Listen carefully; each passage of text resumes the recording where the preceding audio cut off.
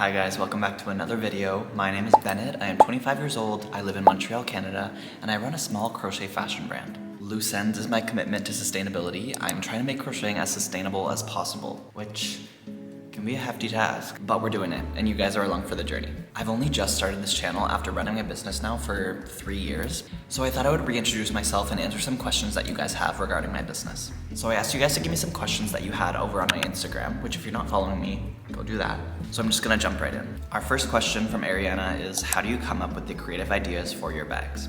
This is a great question, and there's really no rhyme or reason to it. I think if you're a fellow artist, you know all the irregularities of being inspired. One main way that I get my creative inspiration is from doodling. I always have a notebook going, and it's just at my reach whenever I need it. It can be at the strangest times. I could be watching a show, I could be sitting at my desk trying to doodle, I could just be in the shower, and you never know when inspiration is gonna come. So I always have my notebook ready, and I'll just open it up, doodle some sort of bag design. I never really know if they're gonna be realized into something, because I think it takes the pressure off of that.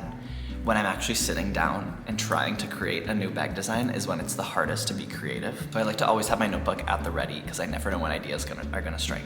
Did you struggle with imposter syndrome or fear when starting out? And if so, how did you overcome it? I definitely did. I think a lot of my imposter syndrome came from the fact that crocheting is inherently a hobby. Like, it's not necessarily something that we're used to seeing in like high fashion or like mainstream media. It's more of things that you just see people posting inspiration on Pinterest, or you post an occasional TikTok or Instagram post. I really saw myself building this sort of business and building a livelihood out of it. So my ambitions were up here when I was starting Lucend, because I saw this like fashion brand who was gonna be in these stores and like network with these cool people. However, with the art of crochet, for what I knew it as, I was really nervous about bringing my artistry to a wide mass of people, because I was worried that it wouldn't be accepted or validated, and that's just not true. That's not the reality of it. I think also when I was starting off, I was doing more markets and in-person things, and seeing how people would react to my pricing was interesting. Again, with crochet being a hobby, I think it's hard to justify when you compare it to something like fast fashion that can unfortunately be sold at any amount these days, because there's ways to work around labor laws, which is crazy.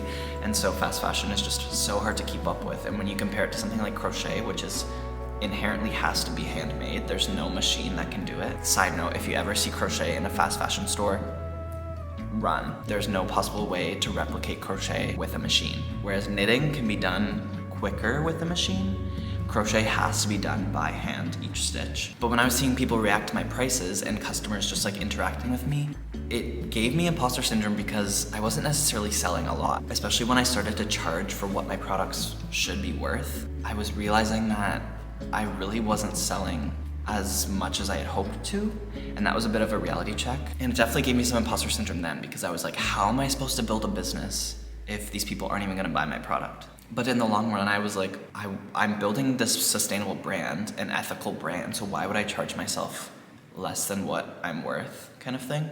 So it just took a lot of like reassurance from myself, rather than depending on sales or comments on social media or outside perspectives. I really had to sit back and be like, what are we doing here? What do I believe as an artist, and how can I re-encourage myself and convince myself to believe these things that I know are already true? How was the experience of opening a business at the beginning, from ideas till now? It was not at all what I thought starting a business would be like. I think growing up, owning a business or managing some sort of business has always been something that I've been interested in. But I was comparing it to my part-time jobs, or like seeing these entrepreneurs on Dragon's Den or Shark Tank. But I thought owning a business was like you had to already be rich, and you had to have big investors, and you had to have everything already planned out before you even made a single dollar. And that was just not what happened at all. When I started Lucend's, it was very much not a business. It was more of a hobby. It was kind of in response to a little bit of demand, because my best friend and I at the time were both crocheters. We were both in a full-time dance program. If you didn't know, I was trained to be a professional dancer before I started my business. So Lucend's was just something that we wanted to make an Instagram account for, so that if anyone were to ask us, we could just do everything through there. So I've grown my business very slowly. I mean, I'm just over 3 years in at this point, and I'm only just starting to feel like a real business. I mean, with my studio and like having a website and selling on Etsy and being in stores, like those are the things that feel like what a business was in my head before we started. But it's just really interesting to see that the way we started was not at all what I thought it would be. So after we opened our Instagram account, we were very slowly getting orders, and I mean like very slowly. I'm talking once every 2 months, maybe. And it was all friends or relatives or people we knew somehow. Like it was not a business. It was a side gig that just kept us entertained and like happened to make us some money sometimes, you know? But after graduating from my dance program, I was feeling kind of burnt out with that. And it was interesting to see how this passion I had for dance was slowly lowering as my passion for crochet and running a business was heightening. I don't know the word.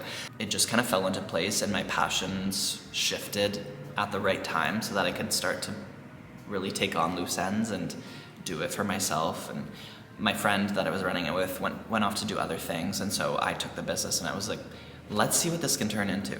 And I just went for it. With where I'm at now, like I said, I do feel more like an actual business. However, it is just crazy to think that I myself am doing it all, you know? Like at any given moment, I could just decide that I don't want to do it and just, you know, stop paying the lease here and go back home and find a part-time job and do something else. I don't know. It's just wild to think that everything falls on my shoulders. And I'm hoping to change that this year. One of my goals for 2025 is to hire someone. I can't even fathom that. The fact that I could, one, afford, but two, have a big enough business where I have tasks for someone to do regularly. That's crazy. But that is a goal of mine. I think maybe in the next few months, we'll see. I don't know.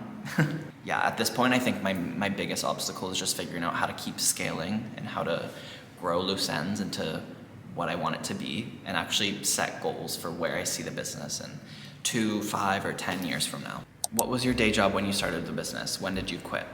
Okay, so I already accidentally sort of answered this, but I used to be training to be a professional dancer. So I started Lucend when I was 22, and I was still in my post-secondary program. I was living in Vancouver, and I was so sure that I was gonna be a dancer. It's still not off the table, I'll say that. I have my dance training, I finished my program. However, I was just feeling burnt out when my program finished, and then Lucend just came into my life at the right time and combined all the things that I love. When people ask about starting my business, I always say this, that there were always these ideas in the back of my head that I just never really explored. Like I remember being at another post-secondary program before the one I graduated from. I was at a university and I was seeing like these business students and just kind of hearing things that they were learning or like passion projects that they had. And I thought it was really cool. And I was like, whoa, wouldn't it be really cool one day? But everything at the time was through the lens of dance. So I was like, how could I own a business with dance? And there's ways, like I could have opened a studio or I could have grown my online platform. There are ways, but nothing really appealed to me. I also had ideas of like marketing, like when I used to work at a bakery when I was like 20. I really loved doing the social media for them and just creating fun little reels and Instagram posts. So there were these little ideas in the back of my head that I had passions about, but I was always like, well, no, I'm training to be a dancer, so why would I do that, you know? I'm not gonna run a business because I wanna be a dancer. I'm not gonna do marketing because I'm gonna be a dancer. And it felt very separate to me. And then when Lucend started and I was crocheting, naturally just starting to post on social media and make reels, it just kind of like fell in place. And as the ball kept rolling, I was like, whoa, all these ideas that I had in the back of my mind are slowly combining into one thing, which is Lucends. And so now I just feel like I'm at this point where all these things that used to feel so separate are now my business and what I do for my full-time job. So it's really crazy how we got to this point. Do you work alone? How do you handle orders on your own? I do work alone. I am fully by myself in this beautiful studio. And like I said earlier, I am hoping to hire someone down the line, hopefully in the next few months. I would love someone who is basically another me. I think that's ideal. I would love a fellow crocheter who can help me with orders. I would love someone to help pack orders. I would love someone who has experience posting on social media and being in front of a camera. I want someone who can write blog posts, who can maybe help me edit videos, organize and teach crochet workshops. I'm really looking I'm being ambitious, but I'm looking for an all-around person who kind of has all the skills. I'm really looking for someone who could grow with me and who wants to learn these skills and who maybe has a bit of passion or a little bit of experience, but who's just looking to grow and who I can share some pointers with that I have experienced through the years of doing this. And yeah, we can grow this business together. If that sounds like you, shoot me an email, because you never know, maybe I'm looking sooner than later. How frequently will you be uploading YouTube videos? Because I am low-key obsessed with you. Thank you, that's very nice. So I would love to have weekly vlogs eventually of just daily operations, building collections together, really getting you guys behind the scenes of watching me grow. However, I think it'll be a bit of an adjustment period. So I'm gonna shoot for once a week, but be prepared for maybe a bit less. We'll see.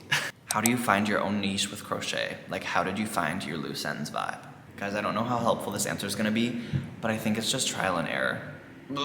That answer sounds so lame, but for real, like, I was just trying things. I don't know if any of you have been following me for over a year and a half now. Before March of last year, I was a different business. I had not found my niche. I didn't know what I was doing. I think the only thing that stayed consistent was my name, Lucend. Because if you look back on my Instagram, I was going to markets, I was posting things that I do not even dare to make now. Boleros, sweaters, bucket hats. It was a different time. I am glad we have progressed from that.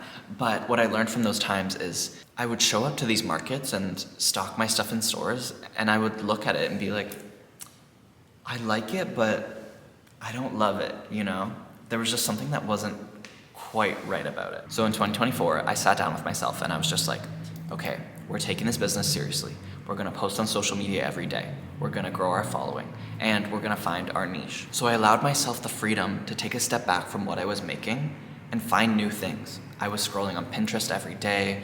I was following new Instagram accounts. I was trying new yarn, and that was when I found t-shirt yarn. So if you don't know, almost all of my products are made with t-shirt yarn, which is essentially reclaimed fabric from the garment making industry. They have these offcuts that they don't use and would otherwise just go to waste, but instead they reclaim them and turn them into strips, which is t-shirt yarn, what we know and love today. So I found that around January of 2024, and then I just decided to experiment. And I was seeing on Pinterest people make full bags, and the problem that I was running into with crochet is it just felt so particular. You know a crochet piece when you see it, you know? I loved it, of course, but I thought it was so specific, and from a business perspective, you want to, in a way, appeal to more people. You don't want to start so niche that nobody can find you. So I allowed myself to expand more, and I think crochet bags was just a great outlet for that. Also, bags was something that I always was attracted to in an outfit, you know? When I would look at people walking on the street, one of the first things I would notice would be what bag they're wearing. So once I decided that bags would be the thing that I would pursue, from there it was just a matter of figuring out what shapes and designs I was really interested in. One tip I will give if you're in the fashion space is to look at your very own closet and see what you are wearing. Because the easiest way to be passionate about something that you're making is to know that you would use it yourself. If I'm not gonna wear it myself, then I'm not gonna be passionate about it, and I'm not gonna be excited to share it with other people. Like I said, it's a process, and I don't think there's any rhyme or reason to it. It kind of just happened when it happened for me. So I would say, stay open to learning, follow people on Instagram, on social media who are doing cool stuff, and be able to reflect on your personal style. That's my advice. How do you price things for your items? Do you give an hourly rate plus materials, etc.? Okay, let's talk pricing. I get this question a lot because I think pricing is so complicated and there's no one right way to do it. So I start with an hourly rate that I want to pay myself. So let's say I pay myself $30 an hour. And for example, we're making a bag and it takes 2 hours to make. So 30 times 2 hours is $60. Then we have materials. So we have shipping for $10, packaging for $10, and then yarn for $20. So altogether that's $40. So the $60 of labor in 2 hours plus the $40 in expenses equals $100. That's just the way I do it and what works for me. So yeah, I hope that helps. I would love to hear about your pattern design process. Okay, so how do I design a pattern? Let's take the triangle tote, for example. If you didn't know, this is the triangle tote. I have it available on my website for sale, and also as a pattern if you're a fellow crocheter, so you can make one yourself. When I thought of the triangle tote, I remember just sitting at my desk. I don't remember the exact moment, but all of a sudden, the stars just aligned. It was magical. So I got this amazing idea, out of thin air to make 3 squares, sew them together, and have this triangle-shaped bag. It really came together quite quickly because the design is pretty simple. And then when it came time to write the pattern, I just opened up a Google Doc and just jotted down what I was doing. And then I got my testers. Something I do recommend if you're making patterns with crochet is to have testers, because there's always gonna be someone who's more experienced than you, or maybe had an experience with a pattern that was amazing and they can compare it to yours, or a bad pattern and they can compare it to yours and see what's missing. And then from there, I just released it, and it was a matter of that. How did you get the courage to film? Trust me, I know it can be hard running a business and having to show up on camera, but I think that's just the reality of today and the fast-paced world we're living in. So if you do want to be a successful small business, one way to do it is to use social media. For me, honestly, I grew up as somewhat of a theater kid. I got into dance around 10 years old with sort of acting on the side, so I've kind of always been in this world of like theater. But yeah, I think it honestly came naturally, and I got over that fear pretty quickly. Okay, let's do one last question. Can you make a living selling crochet, or is the content more profitable? At this point with my business, I think it has become intertwined with creating content and sort of making money that way. But I will say, if I were to ballpark, maybe 10% of my income at the moment comes from content and 90% comes from crochet. So yes, I would say crochet is a viable source of income and can be a full-time job. I mean, essentially I'm doing it. So if I can do it, you can do it. I'll say that. I am no magician. I think it's a lot of luck. I think posting on social media has helped me a lot, but it is possible. It's an uphill battle, and we're on it together, but it's possible. Alright guys, that was really fun. If you have any more questions, please comment them down below, because I'm always curious and I always want to help you out. Thank you so much for watching. I love sharing my process and what it's like running my business and how I came to be, how I got here. So thanks for being here. If you like this video, please give it a thumbs up. Make sure to subscribe because we're growing this crochet community together. And I will see you guys in the next video. Bye.